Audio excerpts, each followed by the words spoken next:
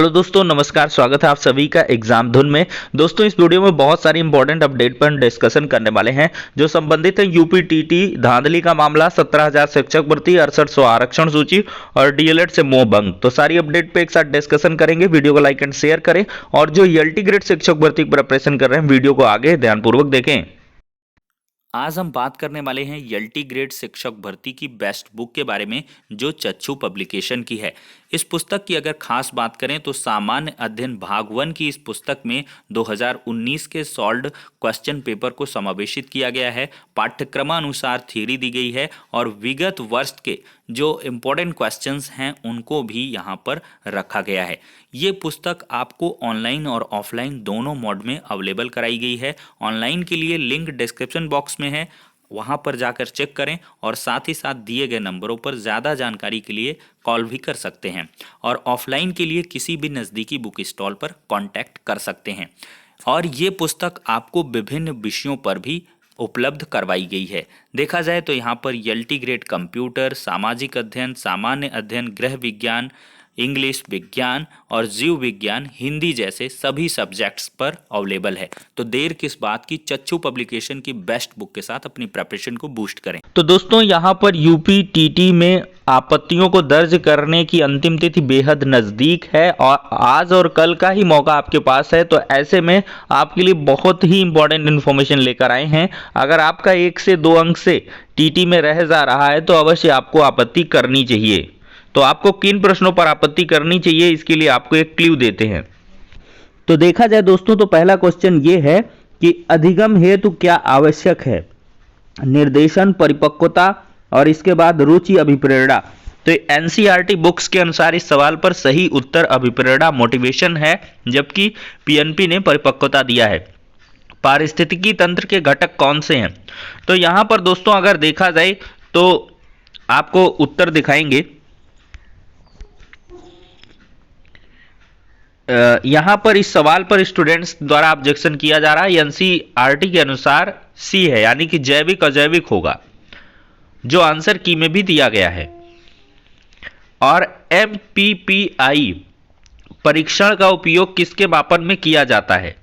तो यह क्वेश्चन भी काफी ज्यादा जो है चैलेंज किया जा सकता है। और घास भूमि वाला क्षेत्र वाला ये जीवाणु मांसाहारी वाला। और यहां पर अगला क्वेश्चन है ग्रंथियों के आधार पर वर्गीकरण वाला। फिर अगला क्वेश्चन देखते हैं, आंख की किरकिरी होना।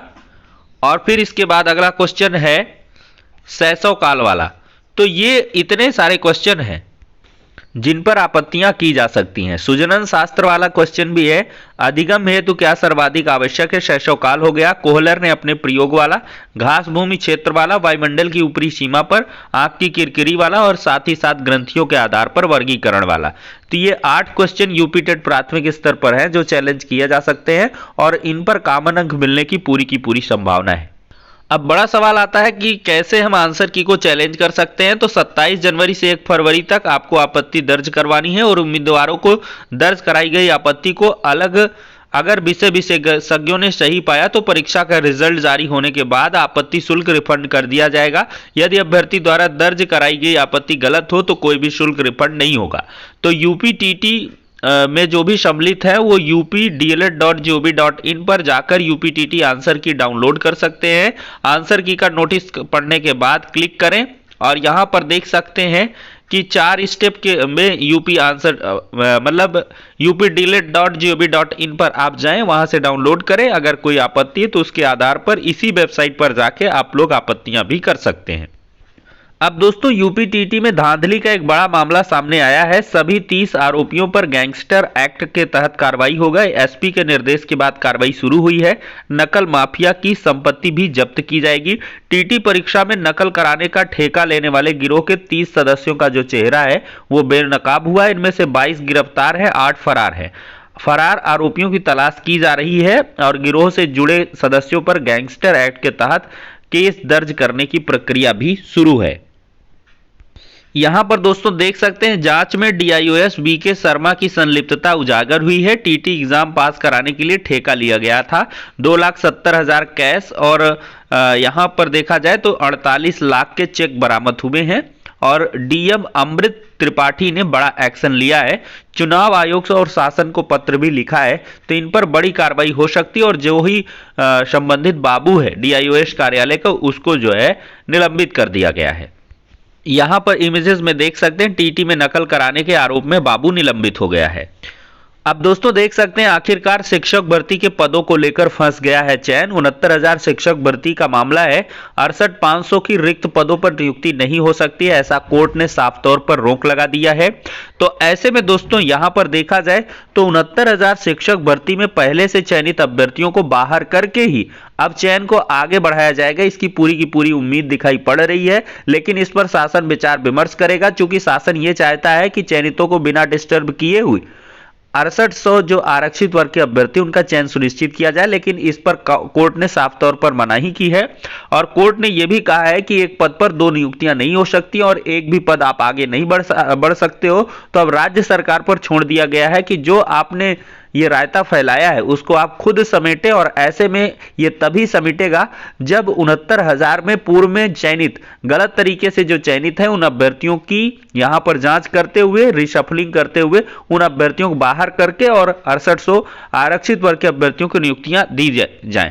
यहां पर दोस्तों देखा जाए तो 69,000 शिक्षक भर्ती के पूरे होने के बाद से इसमें एक भी पद बढ़ नहीं सकते और 68,500 की जो चयन सूची है उसमें से जो खाली रह गए हैं पद, उसमें सतीश द्विवेदी जी ने कहा था कि जिनकी चयन विसंगत की वजह से नहीं हो सका उन अभ्यर्थियों को नियुक्ति देंगे और 17,000 पदों पर नई भर्ती निकालेंगे।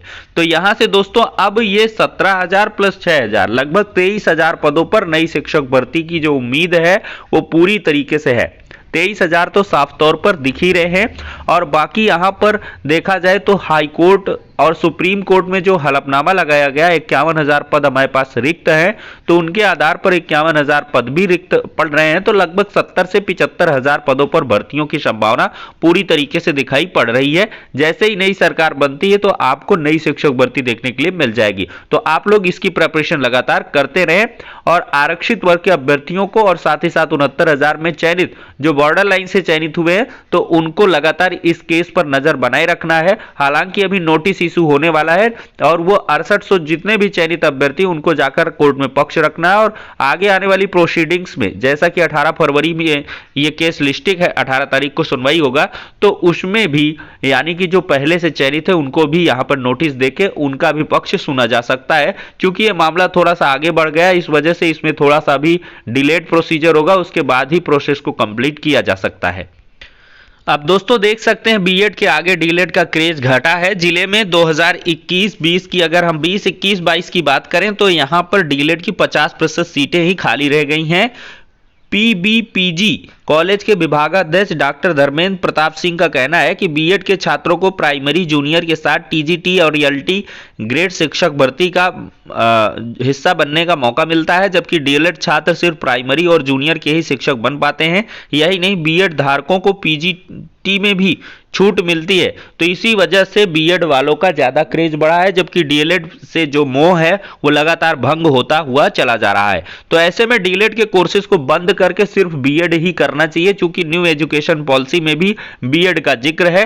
तो ऐसे डीएलएड कोर्सेज का कोई मतलब निकल के नहीं आता है और ऐसे में क्या होता है कि बीएड वर्सेस डीएलएड की कहानी भी चलती है, कोर्ट कचहरी होता है। तो ऐसे में छात्रों का मानसिक और आर्थिक दोनों शोषण होता है। तो एक ही पाठ्यक्रम यहाँ पर बीएड को वैलिडेट कर देना चाहिए और सारे कोर्सेज को यहाँ पर बंद किया जाना चाहिए। फिलहाल के लिए आपका क्या कुछ कहना है, अपनी राय कमेंट बॉक्स में अवश्य देंगे। नेक्स्ट वीडियो में मिल